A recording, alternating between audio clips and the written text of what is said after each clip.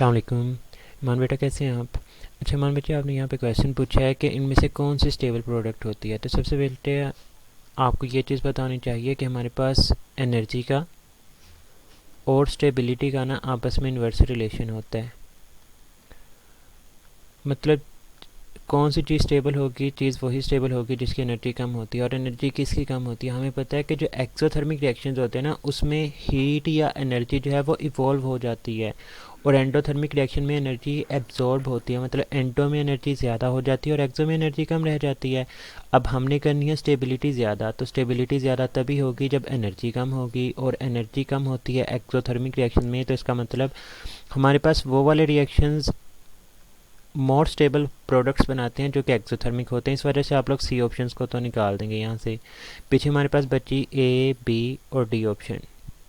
बच्चे यहाँ पर देखें, उसने कहा कि आपने मोस्ट स्टेबल प्रोडक्ट बतानी, तो मोस्ट स्टेबल प्रोडक्ट वो होगी जिसकी एनर्जी जो है वो सबसे कम होगी। अब इन तीनों में से देख लें आपके पास सबसे जो कम एनर्जी है वो कौन सी है। या हमारे पास यहाँ पर देखें कि कार्बन प्लस ऑक्सीजन ये मिलकर CO2 बना रहे हैं, तो यहाँ पे जो इंथैल्पी है वो 393.5 किलो जॉल पर मोल है। अब बेटा आप अगर ये बात कर रहे हैं ना कि यहाँ पे 2 मोल्स हैं, यहाँ पे 1 मोल है, आप इसी को राइट ऑप्शन क्यों कंसीडर करें? आप इसको राइट ऑप्शन क्यों कंसीडर नहीं कर सकते? क्योंकि यहाँ पे तो 2 मोल्स बन रहे हैं, तो इसके लिए हमें इसको 2 से मल्टीप्लाई करना चाहिए था।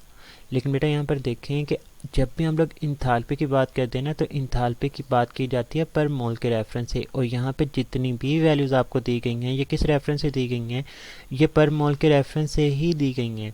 तो हमारे पास अगर हम लोग 1 मोल के पॉइंट ऑफ व्यू से देखें सभी चीज़ों को, 1 मोल के पॉइंट ऑफ व्यू से देखें जो हमें इंथाल्पीज़ की वैल्यूज़ गिवन है, तो ए, बी और डी ऑप्शन में से जो हमारे पास बी ऑप्शन है जिसमें सबसे ज़्यादा हीट इवॉल्व हो रही है 393.5 किलो जॉल पर मोल, तो जितनी ज़्यादा हीट इवॉल्व होगी वो जो प्रोडक्ट होगी वो उतनी ही ज़्यादा स्टेबल प्रोडक्ट जो है वो एक्ट कर रही होती है। तो हमारे पास यहाँ पे जो राइट ऑप्शन होगा वो बीटा होगा। ए ऑप्शन इस वजह से नहीं हो सकता क्योंकि उसने आपको जो इंथाल्पी दे दी ना उसने पर मोल के रेफरेंस से दे दी। यहाँ पे फिर 2, 1, 3 जितने मर्जी बोल आ रहे हैं उनसे हमारा कंसर्न नहीं बचा, क्योंकि हमने तो प्रिडिक्ट करना है एनर्जी को देखकर, और वो एनर्जी हमें दे रहा है सभी एलिमेंट्स की पर मोल के रेफरेंस से। तो पर मोल के रेफरेंस में हम लोगों ने चेक किया कि 1 मोल के हिसाब से सबसे ज़्यादा हीट है वो कौन इवॉल्व कर रहा है, तो वो हमें देखने को मिल रहा है कि भाई कार्बन डाइऑक्साइड इवॉल्व कर रही है। तो इस वजह से हमारे पास यहाँ पे बेटा जो राइट ऑप्शन होगी वो बीटा होगी।